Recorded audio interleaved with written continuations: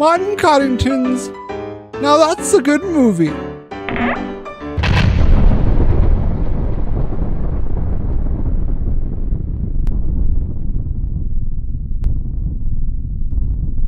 Hey, welcome back to our show.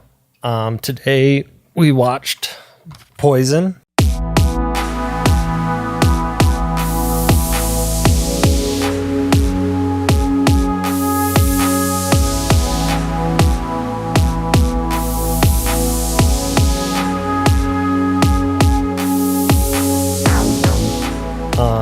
Directed by Todd Haynes. I don't know that I've seen any of his other movies. Don't think he's done a lot.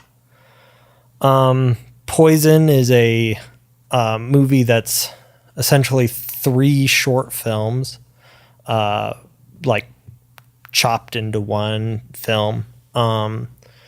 The titles of the 3 films is Hero, Homo, and Horror.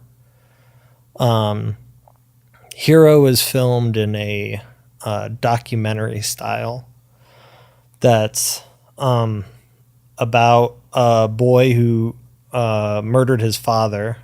So it's filmed where it's interviewing neighbors, asking what the kid was like, and interviewing his teachers and stuff like that. And so that's how his story is told.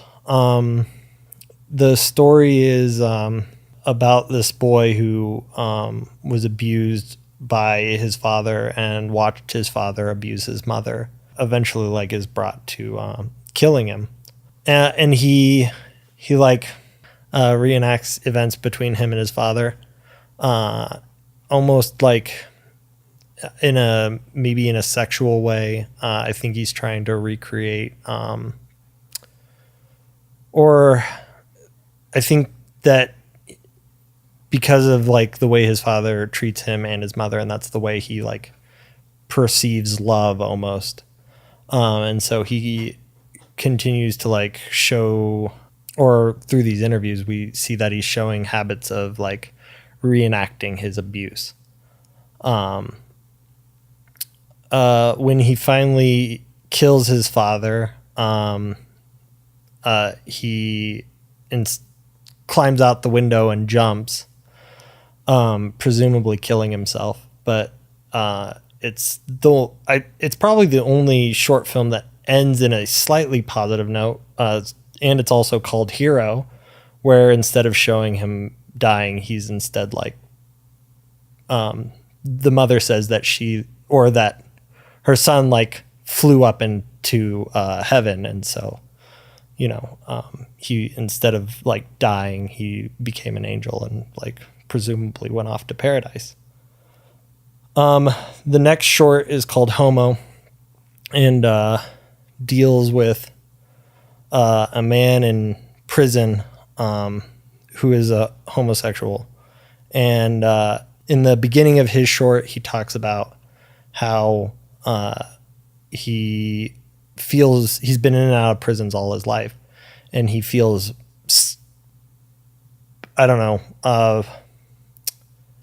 more in tune with prison life than being out in the real world, because the real world doesn't accept him for who he is. And so he'd almost rather be like caged away. His story also has flashbacks to like some kind of boarding school, I think it is. It's almost filmed like dreamlike, because I think in his mind it's become like, in his mind it's become more of like a paradise, but it seemed to be some kind of boarding school, all boys boarding school.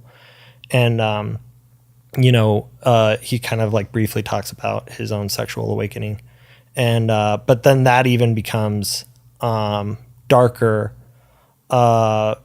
as one of the other kids who gets bullied because of that one was vague. I mean, he was being bullied because like he was smaller or weaker, and like I think because like the other kids thought he was also gay. And so our character, or our main character in that, witnesses him being like spit on and stuff, and or just in general being degraded. And he even admits to being a bully of this kid too back in the boarding school. But then in prison he runs into him again, and they're both in the same prison.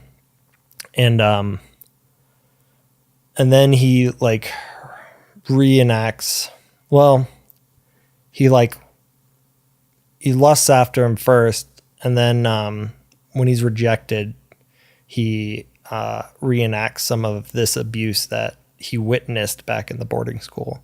And I think that that's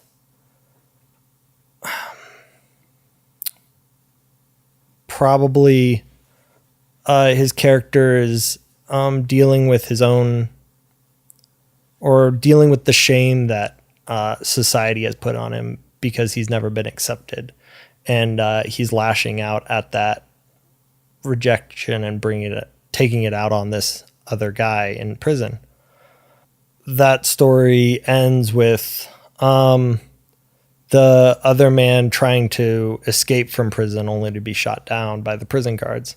And our main characters just continued to be trapped in his own world and almost afraid to like try to face the real world, because he just keeps getting himself thrown back in prison and just is in this like stagnant place. The third short is called Horror, and is filmed in black and white, and almost filmed like a old I don't know, 50s like horror film with like tons of like makeup and drastic shadows and stuff. It's about a scientist who comes up with some kind of sexual serum of some kind, and when he gets distracted by the other pretty female doctor, he becomes distracted and he accidentally drinks it. Turns him into some kind of leper is what they call him. And basically anybody he has physical contact with also catches, this leprosy through like kissing or just physical contact. And then it spreads throughout the city. He's then like tracked down as a murderer. And like the cops like finally corner him and like treat him as a criminal. I think that the story is probably about how like AIDS was also treated, about how like rather than like trying to treat the problem, we vilified anyone with AIDS. And that's his movie also ends with him killing himself. And about him before he kills himself, he talks about how no one who's vilifying him is any different than him. And then he ends his life. The three films are not shown back to back, but instead edited and sliced together. So that it almost feels like you're flipping through channels on your TV. And I think it does a good job of showing like the overall problems faced with like the gay community, especially in the 90s when this was filmed. And it does a good job of dealing with the problems of like discrimination or shunning what we don't understand. The way that the film's edited, I think, helps a lot for the theme of dealing with these issues that the gay community was facing especially in the 90s when this film was made, because like it touches on not just like the way that like AIDS was looked and as it being a gay problem rather than like a societal problem. And then that resulting in like a vilification, because like, and with Homo's main character, almost vilifying himself because of that conditioning, the societal conditioning of the not understanding these people that are marginalized. And then, and with Hero too, where this kid is trying to just understand like what love is in the context of his abusive household, and trying to like figure that out.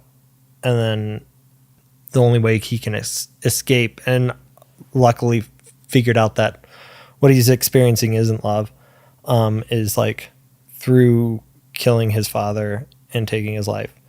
And that one too, the way that the interviews are happening throughout, where the neighbors are talking about like, you know, how you can't really know somebody, or like, or the kids that are interviewed at his school too, talk about him as if he's the bad guy in the situation. And because he killed his own father. But like, as you know, we find out that like there's a much deeper issue, and that like society around him wasn't really prepared to offer any aid or help to him, to the point where like, you know, he had to take matters into his own hand, which I think is why the title of the short is Hero, is just so that in the context of his story, he is the hero, even if the rest of society says otherwise. But yeah, so a really heavy film. Poison was one of the first films by Todd Haynes. I think maybe one other one. Like I said, I haven't seen any of his stuff, but definitely an earlier work of his. So really impressive filmmaking. But yeah, so thank you for watching.